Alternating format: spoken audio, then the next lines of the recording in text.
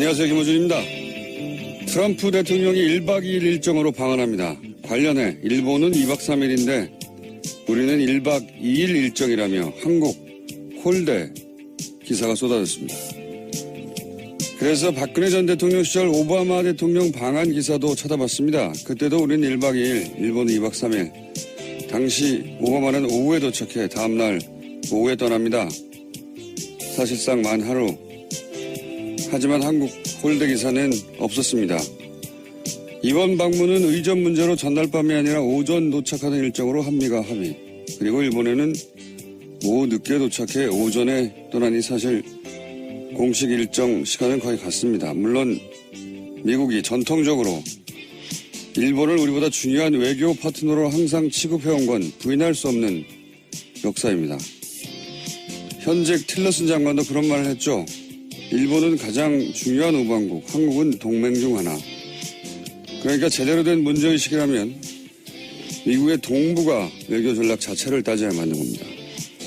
그게 아니라 하룻밤 더 자네 아니네로 미국이 우리를 더 중요하게 취급하네 아니네 따진다는 거. 이거 정말 유치한 거 아닙니까?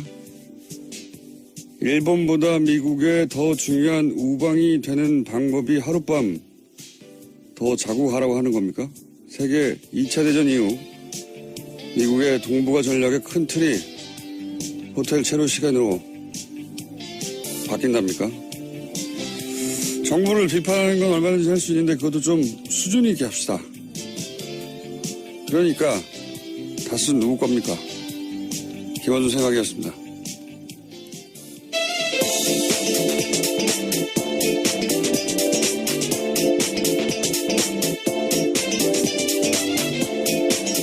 시사인의 김은지입니다. 다스 누구 겁니까? 누구 겁니까? 전 이미 방송에서 수차례 말했어요. 누구 걸로 추정된다고. 자, 첫 번째 뉴스는 뭡니까? 네, 박근혜 전 대통령이 구치소에서 인권 침해를 당했다면서 국제사회에 문제 제기하려는 움직임이 있다고 외신 보도가 나왔습니다. CNN이 보도한 바인데요. 박근혜 전 대통령의 국제법무를 맡고 있는 MH그룹에서 그러한 문건을 작성했다라고 보도했습니다. 박근혜 전 대통령은 자신이 구치소에서 더럽고 차가운 감방에서 지내고 있고 계속 불이 켜져 있고 잠을 잘 수 없다 이렇게도 주장했고요. 또 건강 상태가 나빠지는데 적절한 치료를 받고 있지 못하다라고 주장했습니다. 예, 이런 걸 개뻥이라고 하죠. 더럽고 차가운 감방에서 소위 이제 변호사들이 일제히 사퇴하고 도대체 이게 무슨 전략인가 했더니 이런 전략이었군요. 그러니까 이제 변호사도 없이 이렇게 더러운 감방에서 인권 침해를 받으며 정치적 박해를 당하고 있다라고 국제사회에 호소하여 외교적 압력을 가하고 기타 등등등 이런 전략이었어요. 보니까 이거 참 정말 멍청하게 짝이 없습니다. 제가 보기에는. 네, 이러한 내용의 보고서를 유엔 인권위원회에 제출할 예정이다라고도 밝혔는데요. 다음 달에 예정되어 있는 유엔 인권위원회에 이러한 내용들을 영향을 미치겠다라는 의도로 보입니다. 이게 왜 멍청하게 짝이 없는지 제가 얘기를 해보자면 그 국제인권단체하고 그리고 활동가 법률그룹이 코웍을 해가지고 이런 중요한 정치사범을 위해 활동하는 게 있어요. 저도 이런 그룹을 만나본 적이 있어요. 제가 당한 적이 있죠. 그래서 저는 해외에서 이런 그룹을 만나본 적이 있어요. 실제 이런 변호사들과 만나서 면담도 해보고 이제 네덜란드에도 유명한 그룹이 있고 런던에도 있습니다. 근데 이 그룹은 보니까 그게 아니고 돈 받고 하는 거예요. 사선 변호사 쓰고 돈 받고 하는 건데 우선 이 MH그룹을 좀 알아보니까 이 대표가 아랍계 여성이더라고요. 그리고 대표적인 사례가 이제 리비아 카다피 아들을 실제 석방시키는데 성공한 사례가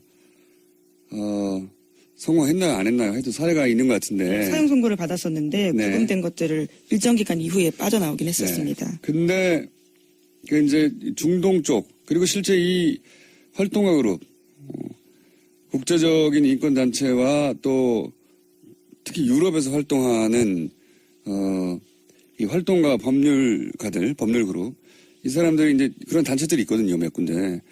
그 사람들이 주로 이제 아시아에서는 미얀마나 베트남이나 중국 아니면 나머지 국가에서는 아프리카나 중동 이런 지역의 이제 정치적 정치범들이나 또는 박해받는 열악한 인권 환경에 있는 곳을 위해서 활동하는 사람들인데 그런데 지금 이 MH그룹의 이 대표가 아마도 아랍계여서 특히나 이 케이스가 대표적으로 올라온 것 같은데 리비아의 카다피 아들. 근데 제가 왜 멍청하다고 생각하냐.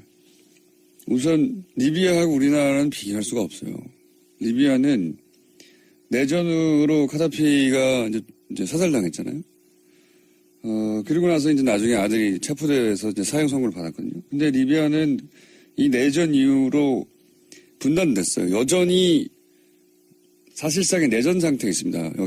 여기는 하도 나라가 불안정해서 IS가 국가 선언한 지역이기도 하고 그러면서 난민도 대량으로 발생하고 여기 부족이 100개가 넘어요. 서로 아직도 싸우고 있는 곳이거든요. 우리나라에서 여행 금지국이에요. 예. 여기서 이제 소위 반대쪽 편에 있던 정부가 잡아서 체포하고 사형 선고를 한 겁니다. 그래서 이런 게 국제사회에서 먹히는 부분이 있었던 거예요. 근데 우리나라하고는 비교가 안 되는 게 우리나라에서는 정상적인 국회 통과를 하고 헌법재판소를 통과하고 그리고 시민들이 평화적 시위를 거치고 완전한 합법으로 네, 모든 법적 절차를 제대로 거쳤고요. 그리고 변호도 받고 있었고요. 그리고 무슨 더럽고 좁고 추운 곳에서 영양실조 올려가지고 만성질환으로 영양실조 자기가 예, 그에 대해서는 법무부가 당장 반박을 했는데요. 네. 박근혜 전 대통령이 지난 7월과 8월 달에 성모병원에서 2차례 외부 치료받는 등 충분한 진료기회 보장받았다라고도 하고요. 또 규칙적인 식사, 충분한 운동기회를 주고 있다라고 하고 있습니다. 그리고 이 영국 변호사가 우리나라에서 변론을 할 수가 없어요. 법정에 쓸 수도 없는 거 여론전만 하는 거거든요. 생각해 보세요. 이게 정말 멍청한 전략이라고 생각하는 게 우리나라 사법부를 더 열받게 하는 것이고요. 기본적으로. 우리나라 교정당국도 열받게 하는 것이고요. 우리가 언제 그랬다고 그래. 우리 정부도 열받게 하는 겁니다. 우리가 무슨 박해를 했다고 그래. 그리고 우리 외교부도 열받게 하는 거군요. 이 질의 상대가 이제 외교부란 말이죠.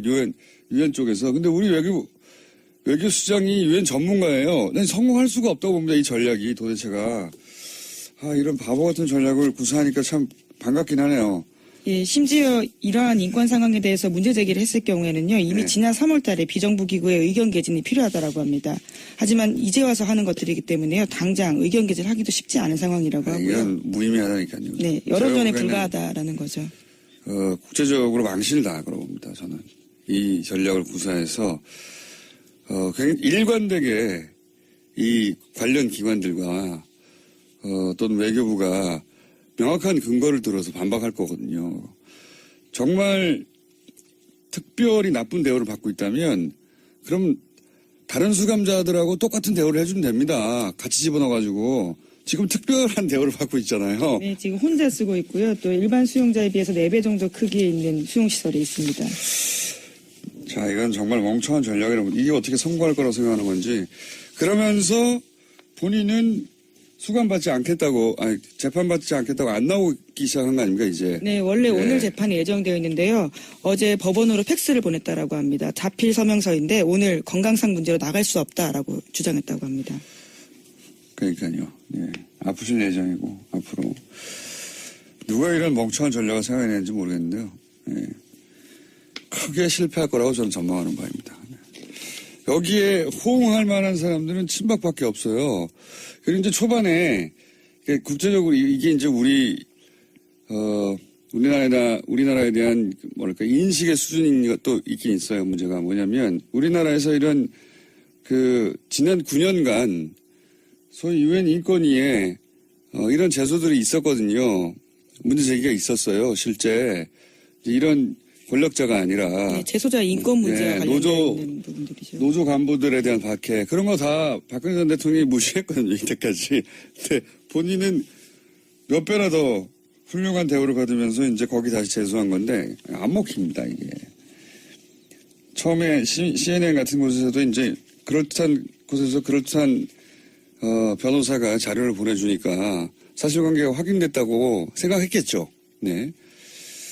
하지만 곧 실제 취재를 하고 나서 다 개뻥이라는 걸 알게 되고 이게 통하지가 않습니다. 이게 바보가 아니거든요. 그 사람들도. 자, 실패할 전략이라고 저는 전망하는 바이고 제가 이 그룹에 대해서 실제로 국제인권단체 그리고 그 법률가 활동가 그룹에 물어볼게요. 어떤 곳인지. 네, 제가 지금 알고 있는 대해서, 상식으로는 그렇습니다. 제가 그런 단체와 그런 그룹에 지원을 받은 적이 있거든요. 몇 년도 해봤고, 이거는 멍청한 전략이라고 봅니다. 자, 관련해 뉴스가 많이 쏟아졌어요, 근데, 그죠? 네, 박근혜 전 대통령 관련된 것들이 계속 나오고 있는데요. 최근엔 친박계 의원들이 보낸 편지도 돌려보냈다라고 합니다. 읽어보지도 않고 보냈는데요. 친박계에서조차 자진 탈당 권유가 나오자 아예 선긋고 있다라는 분석이 나오고 있습니다. 또 자유한국당에서는 박근혜 전 대통령 출당 작업에 속도를 내고 있습니다. 서청원, 최경환 의원도 함께 출당시킨다라는 계획입니다. 그런 계획이라는 얘기는, 지금 바른정당, 탈당파, 통합파라는 말보다 탈당파라는 말이 맞는 것 같은데, 통합파하고 얘기가 급진전하고 있다, 이렇게 봐야 되겠죠? 예. 네, 어제도 관련된 여론조사 말씀드렸었는데요. 네. 그 직후에 어제 국민의당 원내대표와 바른정당 원내대표가 공식적으로 만났습니다. 그 여론조사는 국민의당에서 흘린 거고요. 예. 어떻게 합니까? 비밀리 했는데. 흘려서 여론을 만들어 보려고 하는 거죠. 그래서 바른정당의 소위 자강파와 국민의당의 소위 안철수계, 이 기회에 합쳐야 되는 거 아니냐, 이런 이야기가 오고 가는 것 같고요. 예. 그리고 자유한국당과 이제 통합파들이 합치려고 하는 것 같고, 여하간 바른정당은, 크게 축소되거나 아니면 국민의당과 연대하거나 바른정당의 운명은 지금과 같을 수는 없을 것 같긴 합니다. 예, 당장 전당대회를 앞두고 있는데요. 그 앞서서 경랑에 휩싸이고 있는 겁니다. 전당대회를 치러버리면 그다음부터는 또 움직이기가 명분이 안 쓰니까요. 전당대회 전에 어떻게든 하려고 양쪽 모두 난리군요. 그렇게 쉽게 부드럽고 쉽게만 될 것 같으냐 모르겠습니다. 예. 여하간 이 박근혜 전 대통령의 움직임은 탄핵 국면에서부터 한결같이 바보 같아요. 예. 도대체 누구의 컨설팅을 받고 있는 건지, 누가 이 그룹과 컨택을 해서 아마 이제 이 그룹 대표, 그러니까 MH 그룹이라고 하는 것의 대표가 생긴 지도 얼마 안 됐더라고요. 여성이에요. 그 여성 자체는 실제로 제가 쓴 글들도 읽어봤는데 굉장히 똑똑하고 인권과 관련된 활동 이력은 잘 모르겠고 인식은 가지고 있는 분인데 이 그룹을 통해서 실제 활동한 이 일을 하게 되는 변호사는 또 따로 있더라고요. 네, 그래서 한국 기자들이 많이 접촉을 해서 의뢰인이 누구냐라는 질문들을 던졌는데요. MH 쪽에요. 알려줄 수 없다, 비밀이다라고는 밝히고 있습니다. 제가 알아보겠습니다. 네, 기대하겠습니다. 알아낼 수 있을 것도 같습니다. 예. 그보다 이렇게 넓지가 않아요. 자, 바보 같은 전략에 관한 뉴스는 앞으로 계속 나올 것 같고요. 그리고 국내에서는 이제 정당 하나를 두고 양쪽에서 땡겨가고 있습니다. 그렇게 될지 안 될지 모르겠고, 자유한국당에서 의원들을 이렇게 땡겨가는 것은 숫자와 시기의 문제일 뿐 성공할 것 같아요. 예, 성공할 것 같은데 국민의당이 과연 어떤 형식으로 이 흡수든 혹은 당대당이든 연대든 간에 이룰 수 있을지는 그림이 쉽지가 않고, 예, 그리고 당내에서도 반발이 있을 거라고 저는 봅니다. 그건 저희 고정이 되신 박지원 전 대표하고 얘기를 나눠보도록 하죠. 다음 뉴스는요? 네, 화이트리스트 혐의를 받고 있는 허현준 전 행정관이 구속됐습니다. 박근혜 정권에서 대기업 자금으로 관변 단체를 지원해서 친정부 시위나 야당 정치인을 향한 낙선운동을 조장했다라는 의혹을 받고 있는데요. 서울중앙지법 오민석 영장 전담 부장판사는 범죄 혐의가 소명되고 증거인멸의 우려가 있어서 구속의 사유와 필요성이 인정된다라고 밝혔습니다.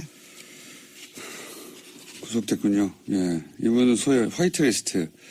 이런 단체들한테, 돈 대주는 역할을 네, 돈을 지원한 거죠. 예, 중간에 했던 것이고, 그런 단체들은 지방선거는 아니죠. 총선 때, 지금 드러난 건 총선밖에 없는데, 뭐 지방선거라고 안 했겠냐 싶긴 한데, 총선 때 이런 단체들이, 낙선운동을 하게 하도록 했고, 생각해보면 태극기 집회에는 관련성이 없겠는가 하는 생각도 듭니다만 현재까지 밝혀진 바로는 그렇습니다. 아마 구속되어서 추가 조사를 하면 태극기 집회에 관련성도 저는 나올 가능성이 대단히 높다. 그런 생각이 듭니다.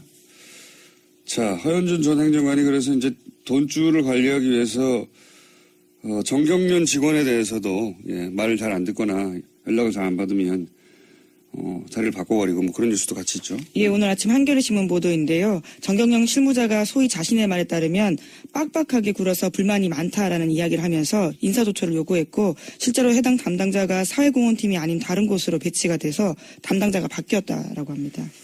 알겠습니다. 네, 영국 변호사는 뭐 전 세계 변호사가 마찬가지입니다. 영국 변호사는 돈을 주면 모두를 다 변호해주는. 네, 갑자기 다시 박근혜 전 대통령 이야기로 넘어가신 거죠? 또 생각납니다. 네. 그러기로 유명한, 예. 네, 보니까 지난 9월 26일에도 관련된 광고를 실은 적이 있더라고요. 그때부터 작업을 쭉 해왔던 걸로 보입니다. 그러니까요. 그래서 맡길 것을 찾았겠죠. 제가 좀 알아볼게요. 이 분야를 좀 압니다, 제가. 자, 다음 뉴스는요? 네. 박근혜 정부 시절 청와대가 포털 사이트를 통제하려고 시도했다라는 보도가 나왔습니다. 오늘 아침 한국일보 보도인데요. 한국일보가 입수한 박근혜 정부 시절 청와대 캐비닛 문건에서 나온 내용입니다. 2015년 5월 11일에 이병기 당시 대통령 비서실장이 한 지시인데요. 관련해서 지시는 이렇습니다. 비판 세력들의 주된 활동 사이버 공간이 네이버라면 그 경영진을 적극 설득 순화시키려는 노력을 기울여야 한다라는 요구가 쓰여 있었습니다. 네, 여기 대해서 네이버는 뭐라고 그랬답니까? 네, 관련해서 그런 요구를 받은 적이 없다면서 요청을 받았다고 해도 들어주거나 영향을 받지는 않았을 것이다라고 밝혔습니다. 네. 이 네이버 핵심 관계자는 모를 수도 있죠. 예, 모를 수도 있는데 지금 대통령 비서실장이 회의하면서 그런 얘기를 했다는 거 아닙니까? 당시에 서슬이 퍼를 때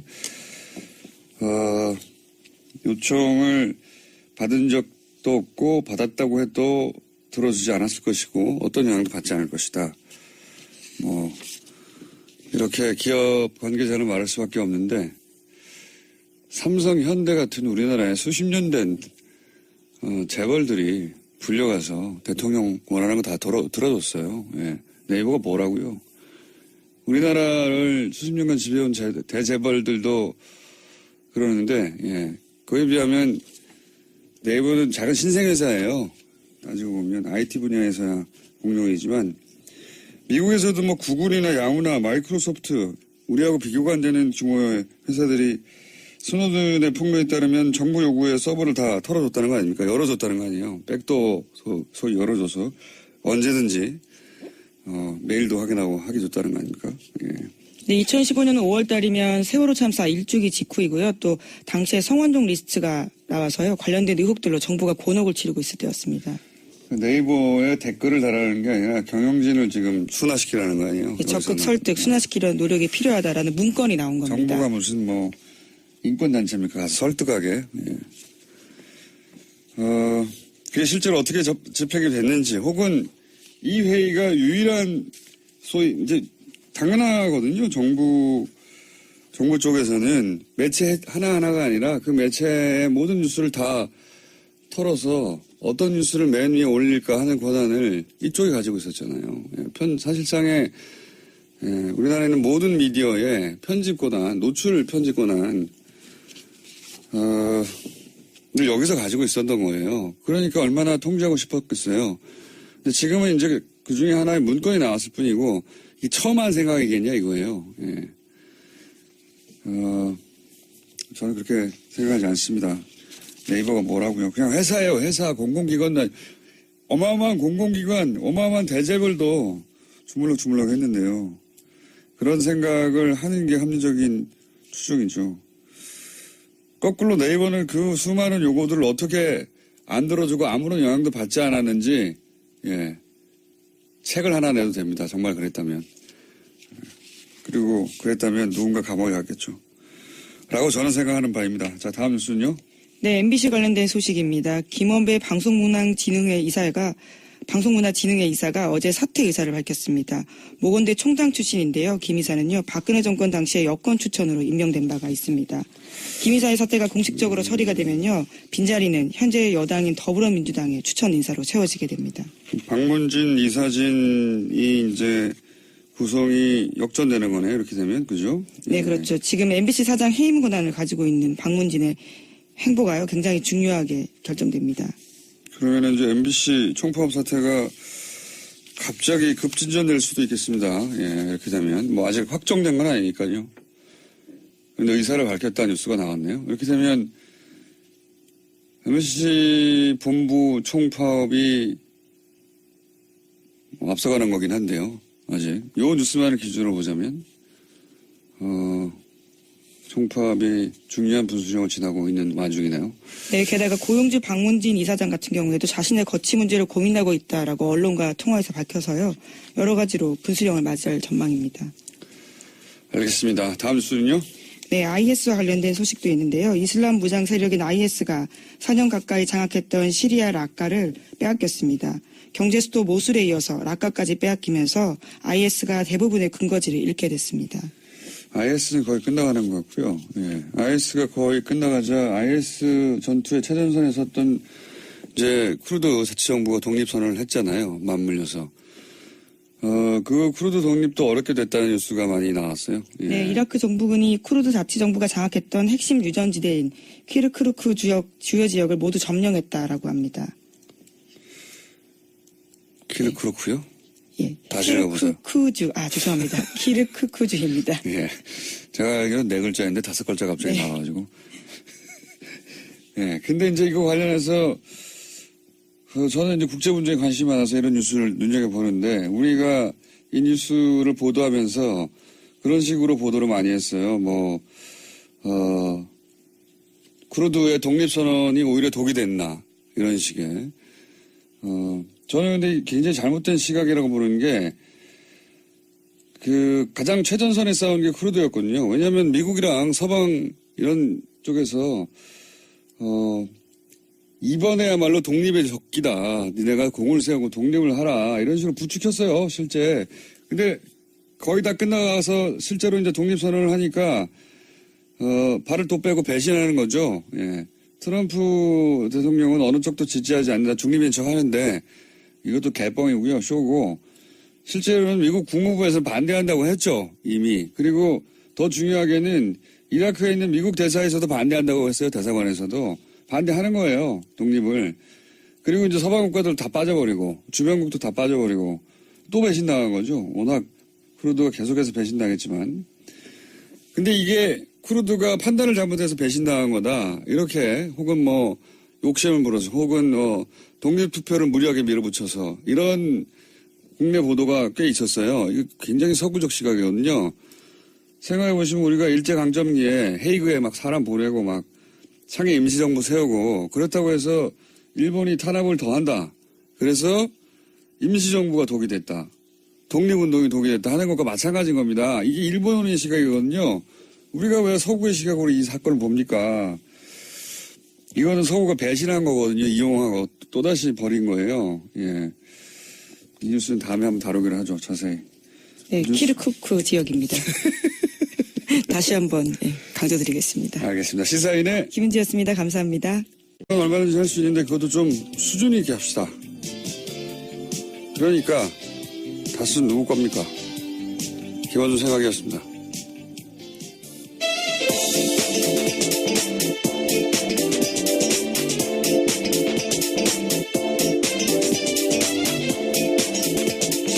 김은지입니다. 가수 누구 겁니까? 누구 겁니까? 전 이미 방송에서 수차례 말했어요. 누구 걸로 추정된다고. 자, 네. 첫 번째 뉴스는 뭡니까?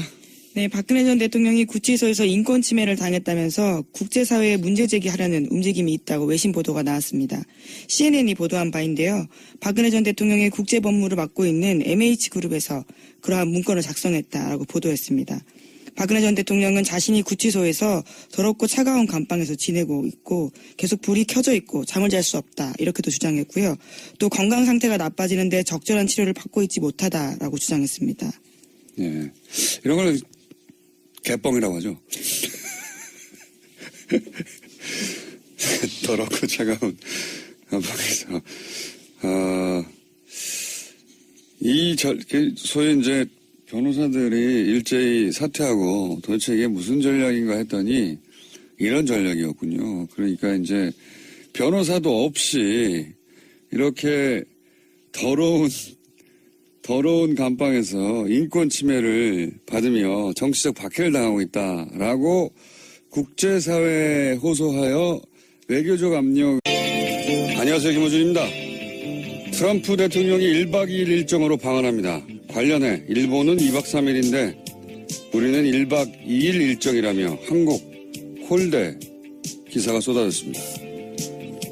그래서 박근혜 전 대통령 시절 오바마 대통령 방한 기사도 찾아봤습니다. 그때도 우리는 1박 2일, 일본은 2박 3일. 당시 오바마는 오후에 도착해 다음날 오후에 떠납니다. 사실상 만 하루. 하지만 한국 홀대 기사는 없었습니다.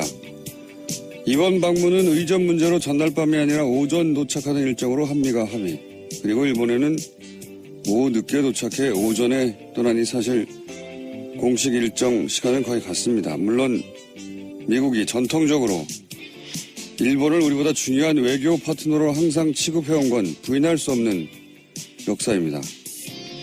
현직 틸러슨 장관도 그런 말을 했죠. 일본은 가장 중요한 우방국, 한국은 동맹 중 하나. 그러니까 제대로 된 문제의식이라면 미국의 동북아 외교 전략 자체를 따져야 맞는 겁니다. 그게 아니라 하룻밤 더 자네 아니네로 미국이 우리를 더 중요하게 취급하네 아니네 따진다는 거. 이거 정말 유치한 거 아닙니까? 일본보다 미국에 더 중요한 우방이 되는 방법이 하룻밤 더 자고 가라고 하는 겁니까? 세계 2차 대전 이후 미국의 동북아 전략의 큰 틀이 호텔 체류 시간으로 바뀐답니까?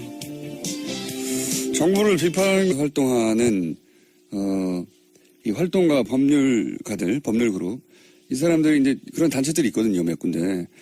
그 사람들이 주로 이제 아시아에서는 미얀마나 베트남이나 중국 아니면 나머지 국가에서는 아프리카나 중동 이런 지역의 이제 정치적 정치범들이나 또는 박해받는 열악한 인권 환경에 있는 곳을 위해서 활동하는 사람들인데 그런데 지금 이 MH그룹의 이 대표가 아마도 아랍계여서 특히나 이 케이스가 대표적으로 올라온 것 같은데 리비아의 카다피 아들. 근데 제가 왜 멍청하다고 생각하냐. 우선 리비아하고 우리나라는 비교할 수가 없어요. 리비아는 내전으로 카다피가 이제 사살당했잖아요. 그리고 나서 이제 나중에 아들이 체포돼서 이제 사형 선고를 받았거든요. 근데 리비아는 이 내전 이후로 분단됐어요. 여전히 사실상의 내전 상태에 있습니다. 여기는 하도 나라가 불안정해서 IS가 국가 선언한 지역이기도 하고 그러면서 난민도 대량으로 발생하고 여기 부족이 100개가 넘어요. 서로 아직도 싸우고 있는 곳이거든요. 우리나라에서 여행 금지국이에요. 예. 여기서 이제 소위 반대쪽 편에 있던 정부가 잡아서 체포하고 사형 선고를 한 겁니다. 그래서 이런 게 국제사회에서 먹히는 부분이 있었던 거예요. 근데 우리나라하고는 비교가 안 되는 게 우리나라에서는 정상적인 걸 가하고 기타 등등등 이런 전략이었어요. 보니까 이거 참 정말 멍청하게 짝이 없습니다. 제가 보기에는. 네, 이러한 내용의 보고서를 유엔 인권위원회에 제출할 예정이다라고도 밝혔는데요. 다음 달에 예정되어 있는 유엔 인권위원회에 이러한 내용들을 영향을 미치겠다라는 의도로 보입니다. 이게 왜 멍청하게 짝이 없는지 제가 얘기를 해보자면, 그 국제인권단체하고 그리고 활동가 법률 그룹이 코웍을 해가지고 이런 중요한 정치사범을 위해 활동하는 게 있어요. 저도 이런 그룹을 만나본 적이 있어요. 제가 당한 적이 있죠.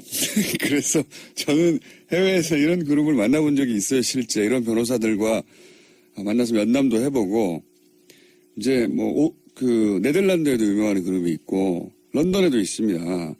근데 이 그룹은 보니까 그게 아니고 돈 받고 하는 거예요. 사선 변호사 쓰고 돈 받고 하는 건데, 우선 이 MH 그룹을 좀 알아보니까 이 대표가 아랍계 여성이더라고요. 그리고 대표적인 사례가 이제 리비아 카자피아들을 실제 석방시키는데 성공한 사례가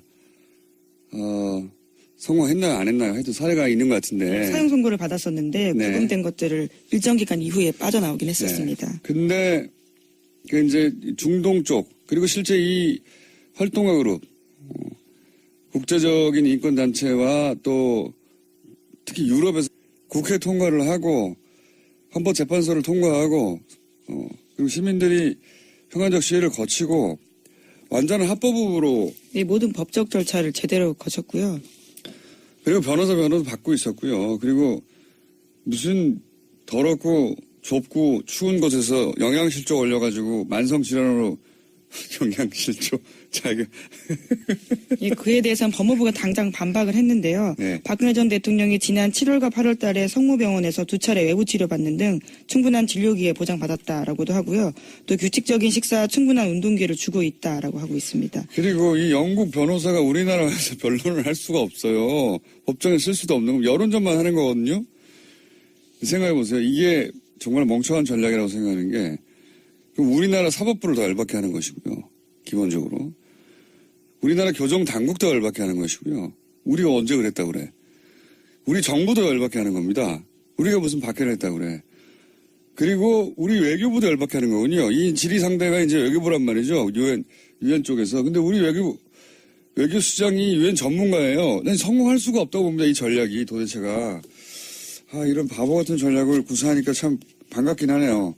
예, 심지어 이러한 인권 상황에 대해서 문제 제기를 했을 경우에는요, 이미 네. 지난 3월 달에 비정부 기구의 의견 개진이 필요하다라고 합니다. 하지만 이제 와서 하는 것들이기 때문에요, 당장 의견 개진을 하기도 쉽지 않은 상황이라고 하고요. 이건 무의미하다니까요. 네, 여러 전에 불과하다라는 거죠. 국제적으로 망신을 당할 거라고 봅니다. 저는 이 전략을 구사해서